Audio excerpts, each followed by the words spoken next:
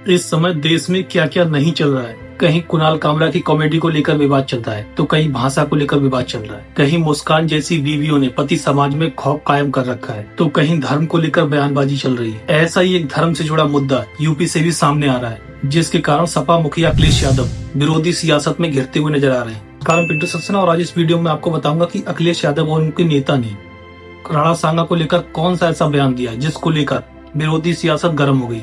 सपा के राष्ट्रीय महासचिव है रामजी लाल सुमन, जिन्होंने हाल ही के दिनों में राज्यसभा में बोलते हुए एक टिप्पणी की और ये टिप्पणी थी महान राजपूत शासक राणा सांगा को लेकर। उन्होंने कहा कि भाजपा के लोगों का तकिया कलाम हो गया है कि इनमें बाबर का डीएनए। हर जगह ये लोग इसी बात को दोहराते हैं। उन्होंने आगे कहा कि हिंदुस्तान का मुसलमान बाबर को नहीं बल्कि मोहम्मद साहब को अपना आदर्श मानता है। उन्होंने आगे कहा कि मैं जानना चाहता हूं कि बाबर को कौन लाया था। उन्होंने आगे जवाब देते हुए कहा कि इब्राहिम लोदी को हराने के लिए बाबर को राणा सांगा ही देश लेकर आए थे। उन्होंने आगे कहा जिसको लेकर बवाल मच गया। उन्होंने कहा कि मुसलमान बाबर की और तुम तो गद्दार राणा सांगा की औलाद हो। इतना ही नहीं, उनकी इस बात का सपोर्ट अखिलेश यादव ने भी किया। असल बात तो ये है कि अखिलेश यादव के इशारे पर ही रामजी लाल ने ये बयान दिया था, जिससे उनका मुस्लिम हितैषी चेहरा मुसलमान वोटरों को दिख सके। सपा मुखिया अखिलेश यादव की एक बयान की और आलोचना की जा रही है। उन्होंने कहा कि जब राणा सांगा का राज तिलक किया गया था तो उनका तिलक पांव के अंगूठे से किया गया था। तो उनके इस बयान के बाद यूपी की सियासत और गर्मा गई। रामजी लाल और अखिलेश यादव के बयान को लेकर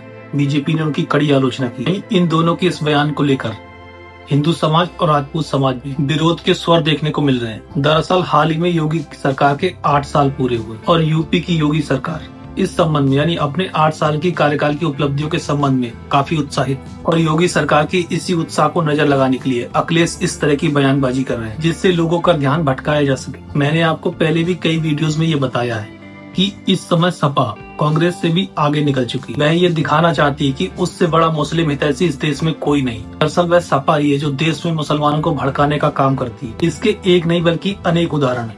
इसका सबसे पहला उदाहरण हमें all India Muslim personal law board के धरना प्रदर्शन में देखने को मिला, जो कि वक्फ बोर्ड संशोधन बिल के खिलाफ धरना प्रदर्शन था। उस समय सपा के वरिष्ठ नेता धर्मेंद्र यादव ने ये कहा था कि हम इस बिल को कतई पास नहीं होने देंगे, इसके लिए हमें किसी भी हद तक जाना पड़े। दूसरा उदाहरण है महाराष्ट्र के सपा नेता अबू आजमी का। किस तरह से उन्होंने औरंगजेब का सपोर्ट किया, विवादित बयान दिया। उन्होंने औरंगजेब और संभाजी महाराज की लड़ाई को धर्म की लड़ाई न बताकर शासन की लड़ाई बता दी है। उस समय भी अखिलेश ने उनका सपोर्ट किया था, हालांकि उन्होंने बाद में अपने शब्द वापस ले लिए, लेकिन इसका नतीजा ये रहा कि कुछ ही समय के बाद नागपुर में हमें बड़ी हिंसा देखने को मिली। लोगों का ये मानना यानी कहना था कि कुरान लिखी आयतों की चादर जलाने को लेकर ये हिंसा हुई थी, लेकिन असल में नागपुर हिंसा सियासत का हिस्सा थी जो जानबूझकर करवाई गई थी। इसमें एक मुस्लिम मास्टरमाइंड को पकड़ भी लिया गया और योगी के अंदाज में उसके घर पर बुलडोजर भी चला दिया गया।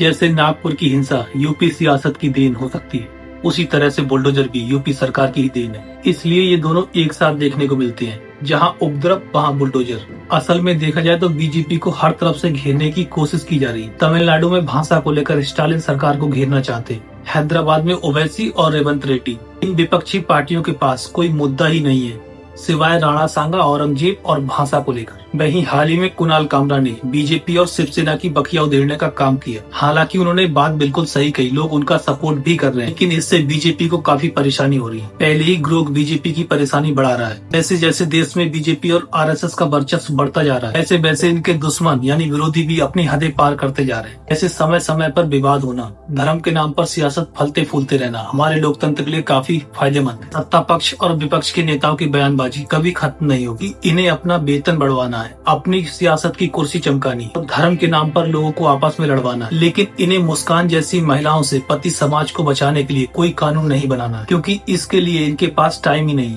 क्योंकि ये इससे भी महत्वपूर्ण मुद्दों में उलझे हुए हैं। जो लोग आज इस दुनिया में नहीं है उनके लिए ये लोग अपने सिर कटवाने और काटने के लिए भी तैयार है, लेकिन जो लोग समाज से प्रताड़ित होकर अपनी जिंदगी की भीख मांग रहे हैं उन्हें ये लोग बचा नहीं पा रहे। कुणाल कामरा जैसा अगर कोई व्यक्ति सच्चाई उजागर कर दे तो ये लोग उसे देश में रहने नहीं देंगे। अगर इनका नेता कोई इस तरह की बयानबाजी कर दे तो ये कुछ नहीं कहेंगे। ये देश की जनता इन नेताओं पर बिल्कुल भरोसा नहीं करती।